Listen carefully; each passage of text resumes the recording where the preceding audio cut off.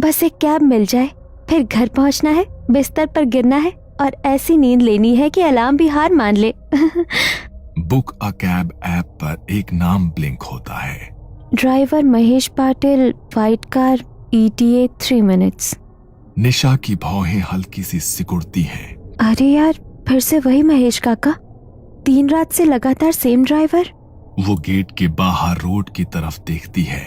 दूर से 2 तेज हेडलाइट्स धीरे धीरे उसकी तरफ बढ़ती नजर आती है। सफेद कार उसके सामने आकर रुकती है।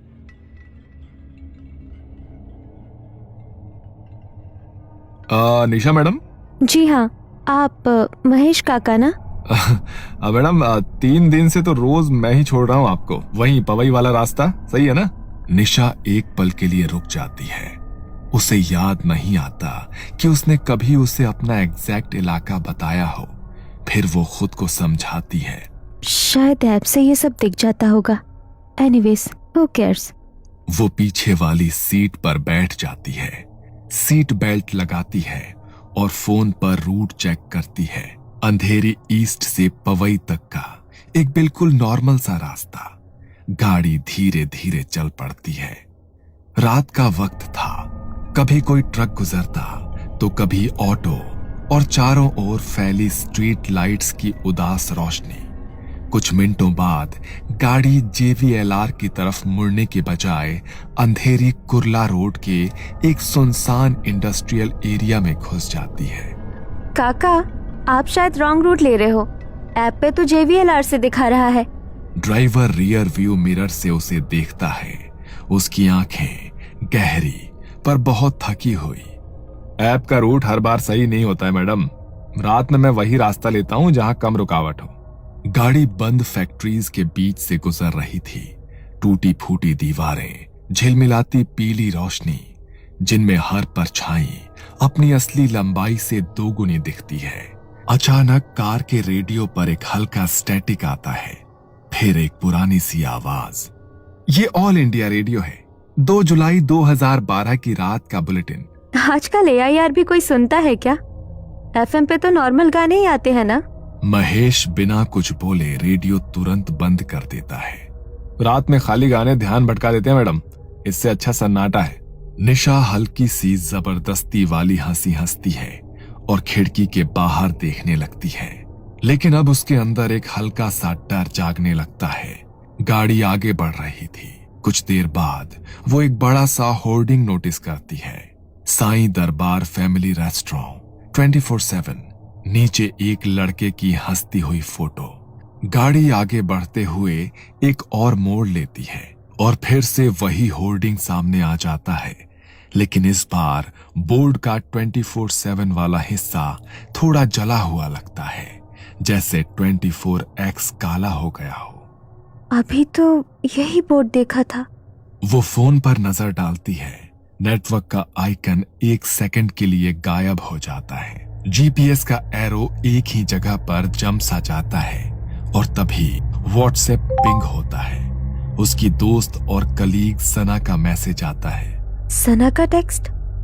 तू निकली क्या? कैब मिल गई? कल का शिफ्ट स्वैप कंफर्म है बाय द वे। निशा जल्दी जल्दी रिप्लाई टाइप करने लगती है। तभी उसका फोन बजता है। स्क्रीन पर लिखा आता है, सना ऑफिस। हेलो सना, तू तो व्हाट्सएप पे। तू कहाँ है पगली? गार्ड बोल रहा है तू अभी तक गेट से निकली ही नहीं। मैं मेन गेट पर खड़ी हूँ। तेरी कैब तो ऐप से कैंसिल हो गई थी ना? कब तक इंतजार करवाएगी मुझे? ये सुनते ही निशा का दिमाग घूम जाता है। वो धीरे धीरे अपनी सीट से उठकर थोड़ा सा आगे झुककर विंडशील्ड के बाहर अंधेरी सड़क देखती है।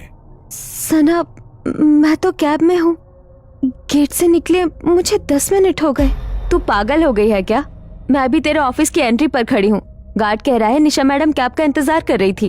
और उसी वक्त फोन लाइन अचानक से कट जाती है। स्क्रीन ब्लैक, बैटरी आइकॉन तेजी से ब्लिंक, फिर फोन स्विच ऑफ। निशा हड़बड़ाकर फोन दोबारा ऑन करने की कोशिश करती है, पर फोन डेड।